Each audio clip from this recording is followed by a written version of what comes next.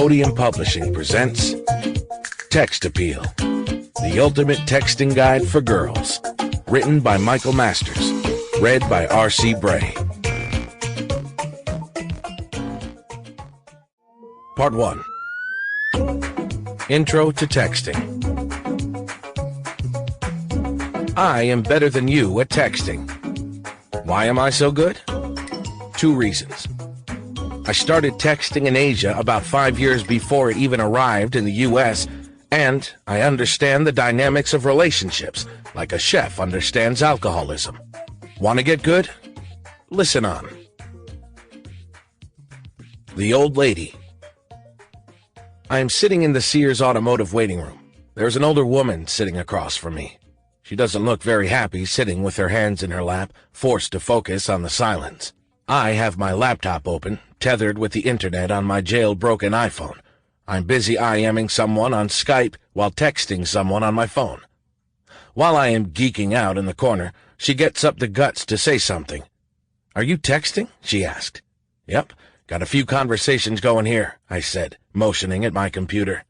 She says, "I don't really understand that kind of thing very much. I feel like it is so impersonal. I mean, why don't young people talk face-to-face anymore? All they do is text all the time." I didn't want to openly disagree with her, but she was clearly bashing something she didn't understand. Texting has allowed us to connect more, not less. We are able to fire off a text to 10 people at the same time, drop a note to a friend when calling might not be appropriate. A text can be a permanent record of something useful, like an address or a phone number. You can text someone when a phone call can be intimidating, and you can text multiple people when phone calls would take too much time. Texting is very useful and is here to stay, but it has a lot of limitations. It is very difficult to pick up tone in a text.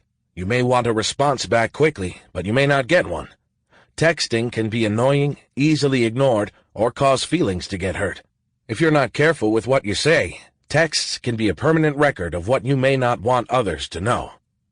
Even with all of these disadvantages, texting is incredibly useful and will only increase in functionality in the next few years. Unfortunately, no matter how much it improves, there will still be a lot of communication problems associated with texting. However, I can teach you how to get really excellent results, and very often these results are even better than talking to someone in person. I can teach you how to avoid the typical pitfalls of texting and the big no-nos that will get you ignored and erased. With some simple strategy, you will be able to get him to text you back immediately with the answer you want to hear. Does saying the right thing really make that much a difference? Abso-frickin-lutely it does. On many, many occasions, I have taken a guy or girl's phone and within minutes totally changed the results people were getting. One time I was texting an NBA ballplayer from my friend's phone. He had no clue. The point is this. It is very easy for you to control a conversation over text with a few rules and strategies. Don't underestimate what is possible in this simple medium. If you discipline yourself to take that extra 30 seconds to send something smarter than what you normally would, you will get extraordinary results. Normal conversation versus texting. Texting is very similar to normal conversation, but with one huge difference. You have time to think of a good answer. Remember the last time you got into a verbal fight with someone, and only afterwards did you think of something really good to say? You know what I mean. You ruminated for hours, days, on how to respond. "Mike, you are such an arrogant ass."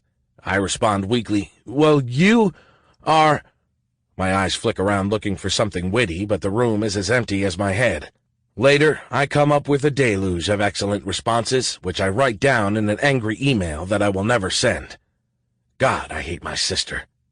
This is the killer advantage to texting that few people take advantage of.